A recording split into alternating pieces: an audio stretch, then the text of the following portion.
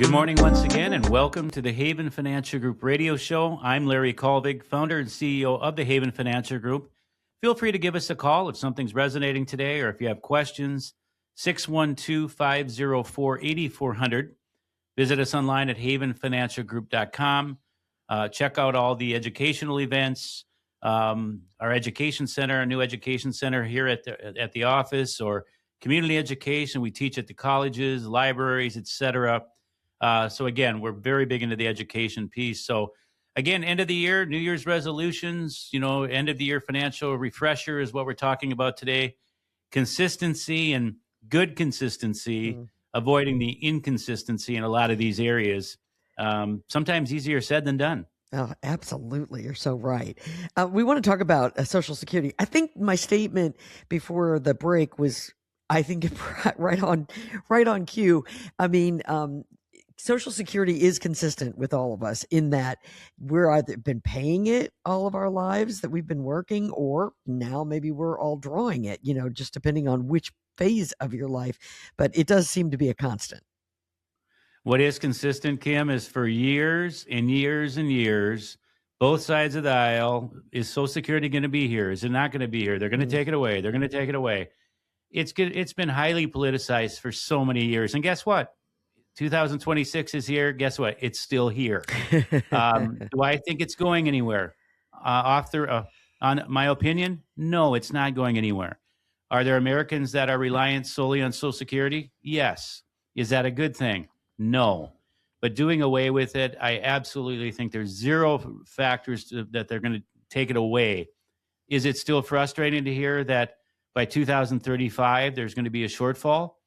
No, but they've been saying that for years. What I do know is when you claim Social Security, it is important. It's why we teach a lot of classes. It's nothing new. Historically, throughout history, there's been some sort of Social Security. It dates back to the ancient times, England, colonial America, Civil War pensions. So it's not something new. Now, what we do know is we can claim Social Security at earliest at 62, which, by the way, 70% approximately Americans claim it at 62. It may sound high, but that tells me there's a lack of education. At 70 is when the latest you're going to take it. 1% to 2% of Americans wait. When should you take it? I have no idea. It's why we have conversations about, are you still working? Are you married? Do you need the money? Do you have longevity in the family?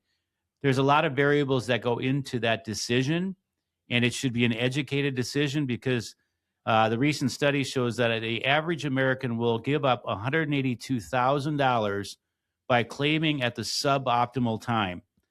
If I gave every listener, which I'm not, $182,000 to put into their IRA, none of them would turn me down. Right. Yet the average American gives up that much by turning their Social Security on at the wrong time. Yeah. Kyle, let's talk a little bit about Social Security because I'm sure we have a lot of people who are listening and 2026 might be the year that they are going to be turning on Social Security.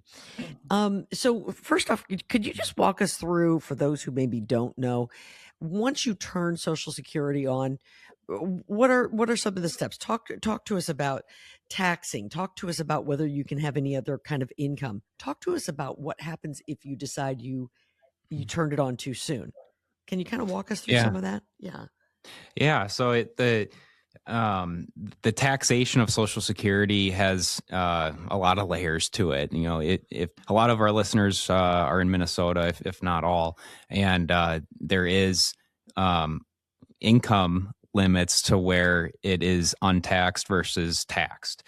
For joint households, it's $102,000, I believe, and then for individual filers, it's about $80,000. So if you're below those limits, that's where that sweet spot for Social Security to not be taxed in Minnesota lays. But then on the federal side, there was a lot of talk about Social Security not being taxed for certain citizens. It's not that Social Security is not going to be taxed. It's that there's an extra deduction for eligible senior 65 and older. So you might have a deduction for your Social Security income, but then also if it is taxed fully for you. The most that it can be taxed is 85% of that benefit. Okay, so and then and you might not get taxed at all depending on your deductions, right? So there is a lot of layers to that. Now, the benefit itself, if you turn it on before your full retirement age, which is 67 for most people now, if you have not turned it on yet, uh, if you turn it on before then, you are limited in the amount of income that you can make. So you're limited to about $23,000 of income before you start to receive a reduced benefit. So just keep that in mind in the year that you turn your full retirement age. So some people say, well, my birthday isn't until December 31st and I turn 67 next year. Can I only make $22,000 in 2026? Well, you can actually go up a lot higher. So you can go to almost $60,000 in income in the year that you turn your full retirement age.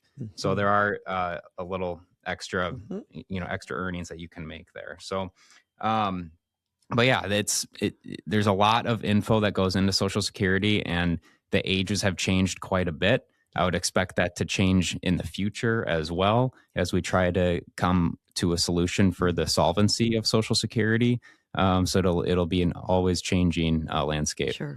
So what happens, Kyle, if I turn it on at, I don't know, 63, let's say, and then I decide that this retirement thing is not for me and I want to go back to work? Can I turn it off, or what happens?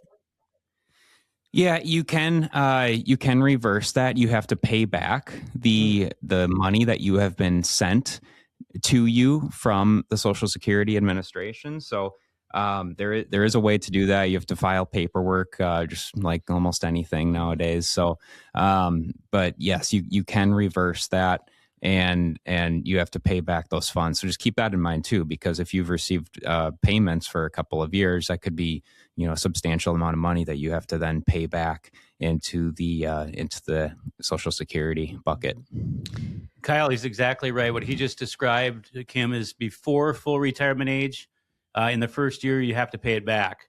If it's beyond full retirement age, which if you're listening, that's based on your birthday. If it's beyond that, then you can turn it off and earn delayed credits, just like nothing ever happened. So let's try to get the decision right the first time. But Right. that's a really good question.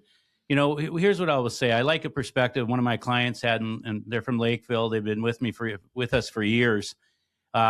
Years ago, he was still working, and we were talking about Social Security. And he's like, Larry, they've been politicizing Social Security for years. My thought pattern is, if I'm not going to rely on it, I'm going to put money away for retirement myself. And if it's here when I retire, it's icing on the cake. Well, he retired 2 years ago. And guess what? He said, icing on the cake. He goes, it's still here just like I thought it would be, but he's not reliant on it. I do think, my opinion, many Americans have become too reliant on Social Security. And that's not a good thing, because I don't think any of us should really want to live on it solely on Social Security. Yeah, we do know a lot of Americans, that's the case. So if this segment is appealing to you, and maybe this 2026, you're thinking about turning on Social Security. Maybe you're thinking about retiring. Come on in and visit with us. This conversation will be very appealing. It will be very informative. You'll leave with a Social Security report. We do thousands of them for clients a year, which is a good, better, best roadmap for when you should take it. If you're married, it should be a we decision. And it's very helpful. A lot of people go, wow, this makes sense. I should do it this way. My wife or my spouse, maybe the lighter breadwinner, turns it on earlier. The later breadwinner waits as long as possible. I'll tell you, this Social Security roadmap that we set out really helps people.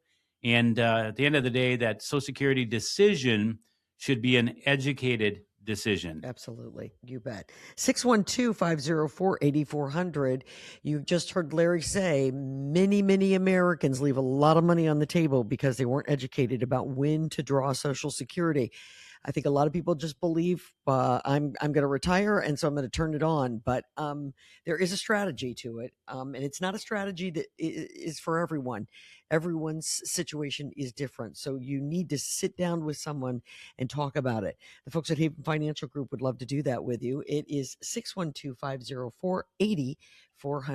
When we come back, we're going to talk about navigating the transition into retirement. There are pitfalls that obviously exist, and you want to avoid them. We're going to share with you some of those pitfalls, hoping that maybe we can help you stay away from them. This is the Haven Financial Group Radio Show.